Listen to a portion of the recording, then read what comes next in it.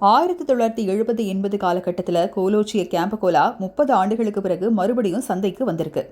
நம்ம எல்லாருக்கும் Coca Cola, Pepsi, thumbs up பற்றி தெரியும். ஆனால் 80s கிட்ஸுக்கு ரொம்பவே பரிச்சயமான கேம்பகோலா அந்த காலத்தில் மிகப்பெரிய ஆதிக்கம் செலுத்தினதை சொல்லலாம்.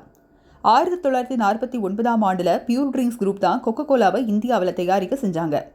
அதற்கு பிறகு 1950 இருந்து 1977 வரைக்கும் கொக்கோ கோலா பெருமளவில் விற்கப்பட்டு வந்துச்சு.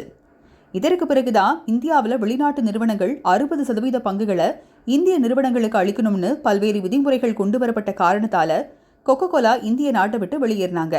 அந்த சமயத்தில் பியூர் ட்ரிங்க் குரூப் தான் கேம்பகோலாவை அறிமுகப்படுத்தினாங்க. 1977ஆம் ஆண்டு Campa Cola the great Indian taste என்ற வாசகத்தோட விளம்பரம் செஞ்சு பெரிய அளவில் பிரபலமாகினாங்க.